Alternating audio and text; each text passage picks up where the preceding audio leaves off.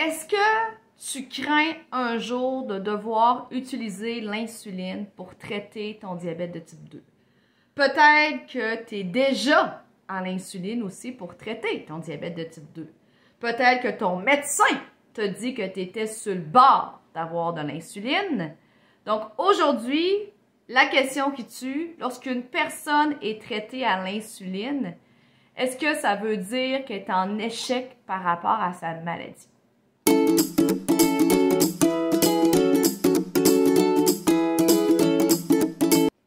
Mon nom c'est Véronique Plante, je suis nutritionniste diététiste spécialisée en prévention et en traitement du diabète de type 2.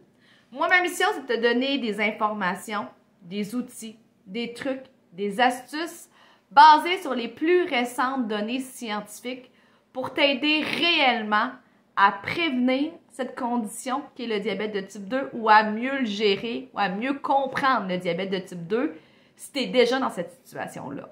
Donc aujourd'hui, on parle d'insuline parce que souvent les gens vont me dire « Ah, je suis tombée à l'insuline ».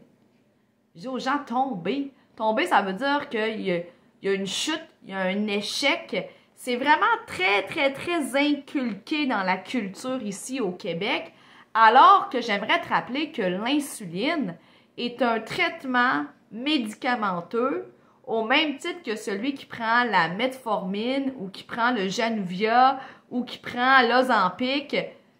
C'est pas un échec en soi.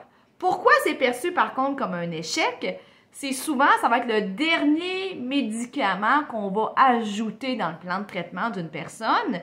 Puis là, les gens voient ça comme « Ah, ben là, on est mal pris, fait qu'on est tellement mal pris qu'on me donne ça. » C'est pas tout à fait ça. Si on regarde ça d'un point de vue strictement médical, l'insuline serait toujours le premier médicament donné à nos patients. Pour un médecin, c'est très simple, c'est efficace, c'est pas compliqué. On s'injecte de l'insuline, ça va directement dans le sang. Son action est très rapide. L'action est très longue aussi. Hein. Certaines insulines vont durer pendant plus de 24 heures. Donc, il y a un côté quand même pratique à ça, de dire, hey, au lieu de donner 3, 4, 5 pilules à mon patient, j'en donne juste une injection, puis on espère que ça traite le problème. Pourquoi qu'on ne le fait pas, par contre, c'est que dans la culture populaire, quand on se pique, il y a une peur qui s'installe. Hein? L'injection, la piqûre fait peur. Donc, on ne donnera pas l'insuline pour cette raison-là. Puis là, ici, je parle de diabète de type 2. Hein? Je ne parle pas de diabète de type 1 ou de MOBI là, ou de diabète 1.5. Je parle vraiment d'un diabète de type 2 classique. Donc, on ne le donnera pas tout de suite parce qu'on sait qu'il y a d'autres médicaments qui peuvent faire très bien l'affaire aussi. Aussi, c'est que l'insuline a des risques. Hein. Au-delà de la piqûre, que ça peut faire peur à monsieur, madame, tout le monde, puis ça demande une certaine gestion. Là, ça doit être gardé au froid, faut stériliser la peau, faut bien laver nos mains, il y a un risque d'infection. Donc, il y a une gestion à faire aussi. L'insuline peut créer des hypoglycémies, donc une baisse de sucre dans le sang. Donc, on ne veut pas ça, puis on sait qu'il y a beaucoup de pilules actuellement en diabète de type 2 qui ne causent plus ou très peu d'hypoglycémie. Donc, c'est un autre risque. Hein? On ne veut pas que nos patients chutent ou se blessent parce qu'ils ont eu une faiblesse à cause d'un manque de sucre dans le sang. Donc, c'est ça qu'il faut comprendre. Puis, d'avoir de l'insuline dans son plan de traitement n'est pas un échec. D'accord?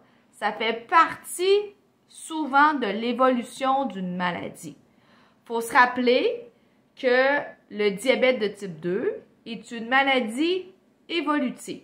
Donc, oui, le fait de manger bien ou de manger mieux, de bouger plus régulièrement, de gérer son stress, sont toutes des bonnes stratégies pour ralentir la progression de la maladie. Mais j'ai bien dit ralentir.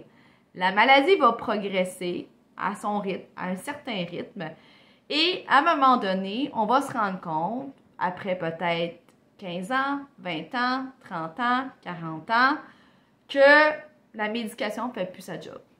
Parce que la maladie a évolué. Et là, l'insuline, à ce moment-là, devient le traitement le plus efficace, le plus adapté à la situation.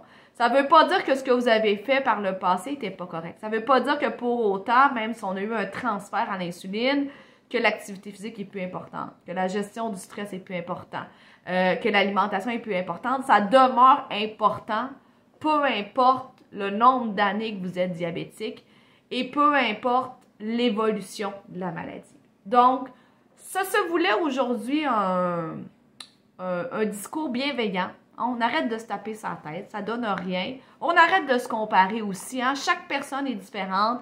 Chaque personne a un plan de traitement différent. Donc, si tu as aimé ce genre de capsule, ben fais-moi le savoir. Aime, partage, commente, abonne-toi à ma chaîne YouTube si ce n'est pas déjà fait. Et on se revoit la semaine prochaine. Et n'oublie pas, j'ai 2 outils gratuits que tu peux télécharger dès maintenant dans le descriptif pour t'aider à garder ta motivation, ton focus sur l'importance des saines habitudes alimentaires, peu importe si tu prends de l'insuline ou pas. Bye! Ciao!